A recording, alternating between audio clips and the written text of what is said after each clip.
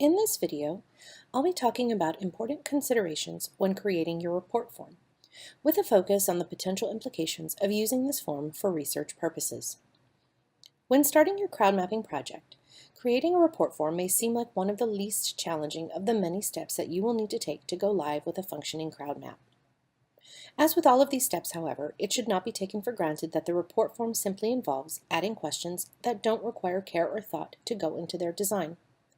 Rather, thinking in advance about the design of your report form will help prepare you for not only current but potential future uses of the data that your form generates. The most critical element in the report form design process is to decide from the beginning the purpose of collecting crowd-mapped reports. This would obviously be linked to your larger project for social change. What is your goal in undertaking a crowd mapping project, and how will public reports feed into this? Through crowd mapping, is your goal simply to provide an open platform for people to report, even if you don't do anything more specific with the data that your map generates? Or are you interested in using this crowd map data for more specific purposes, such as designing programs or outreach campaigns, writing policy documents, or producing a research report on your issue? Do you want to do all of these things? Whatever your decision, these are things that you should know or have as a goal in advance of creating your report form, because each of these activities may have very different implications for the design of your form. For example, a crucial and related issue to consider is how many question items to add to your report form. Promoting reporting means creating a more user-friendly report form, something that may be relatively quick and easy to fill out, and that does not result in people failing to complete their form or choosing to leave questions blank because the form is too cumbersome. If your goal is to break the silence around your issue and provide an open forum, then a short form that asks a minimum number of basic demographic questions might be all that you need. However, if your goal is to create a policy document or a research report, then a short form with too few questions will likely not elicit enough relevant data to make it possible for you to say anything persuasive enough to advocate for the implementation of a new law or a political strategy, or that will lead to new analytic insights into what is known about your specific issue. In this case, policy and research is not something you can do adequately, at least not with crowd mapping alone. However, if in advance you have an idea of using data for multiple purposes, this will at least give you an idea that you should ask a range of different kinds of questions that you can then analyze at a different time. Making the decision about what questions to ask requires that you think carefully about what you want to say about your issue and then what data will allow you to say it. It is also important to recognize that your crowd map data cannot do it all. You will always be faced with limitations in the way crowd mapping report forms are structured. So in this case, being modest also about what you want your map to do is important. Having said this, if you are using HarassMap's platform, the report form is currently already pre-designed, so your ability to amend the form at this time might be limited, though this is something we are working on to allow more flexibility in report form design. There are also a few issues to consider when thinking about what to do with reports when you receive them and what this might mean for data analysis purposes. First and foremost is understanding what constitutes a valid report. There are two elements to this. The first here is what is sufficient to allow the report to be published and made public on your crowd mapping site. In other words, what are the minimum requirements you want to set in order to make it acceptable that a person's report can be publicized? Just to give you an example, HarassMap set a number of minimum criteria for reports, which includes that all reports must either be about an actual incident of sexual harassment or an intervention against sexual harassment. This could be from someone who was involved in or someone who simply witnessed an incident and wanted to share their story.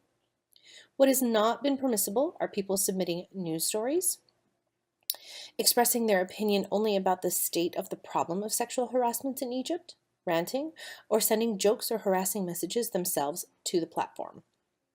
In addition, HarassMap requires that reports be limited to Egypt, meaning our concern has been the problem within Egypt rather than more broadly around the world, and that personally identifying information about the harassed or harassers not be included in the narrative.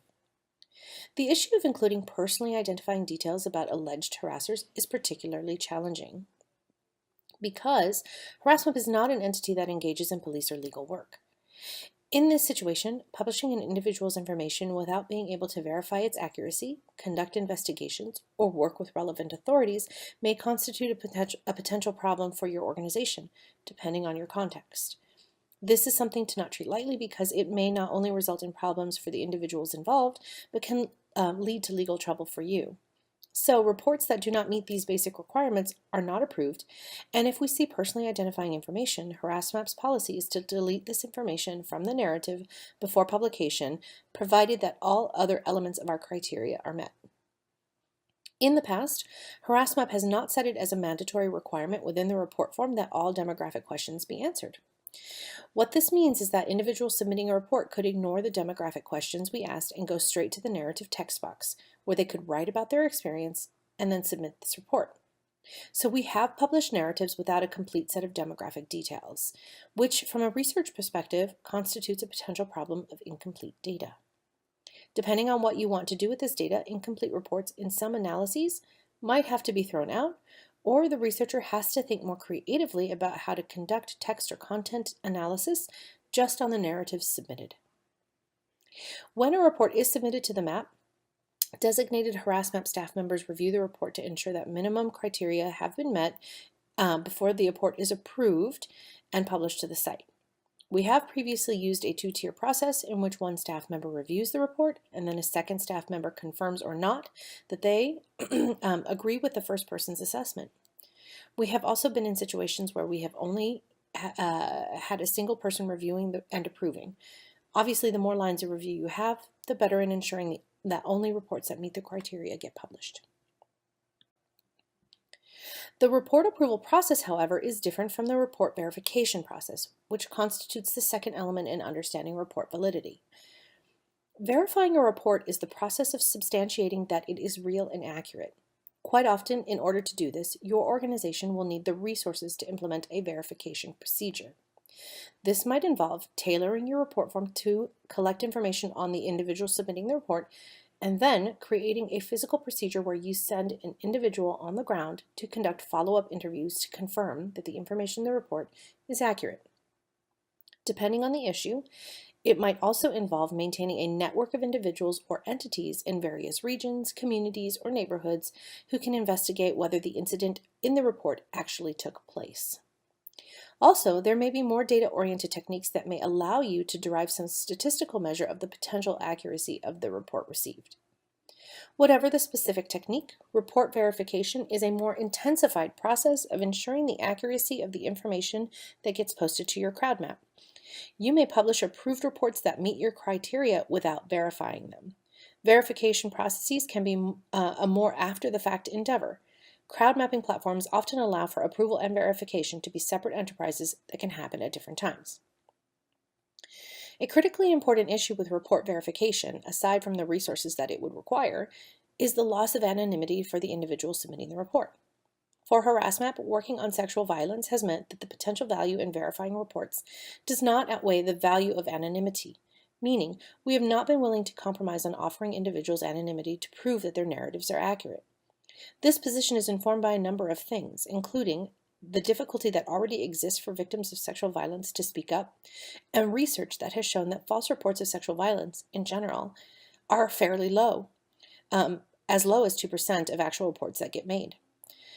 Our position has been to assume that reports we receive that meet our basic criteria for approval are more than likely accurate, in the sense that people are probably not going to submit a false report of violence.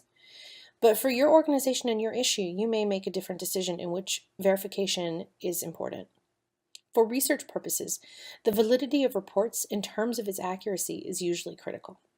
False data would not only jeopardize your findings, but would also undermine your credibility in being able to make assertions about the issue you are working on. For this reason, you may have to think very seriously about whether or not to verify reports if you want to use reports in policy documents or a research report. Social media is another area with implications for research purposes.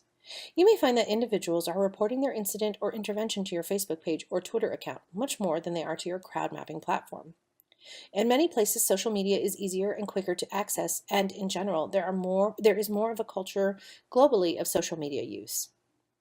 Some of the benefits of collecting reports through social media are that it is a very flexible tool and it is far more open and accessible than many other web-based platforms.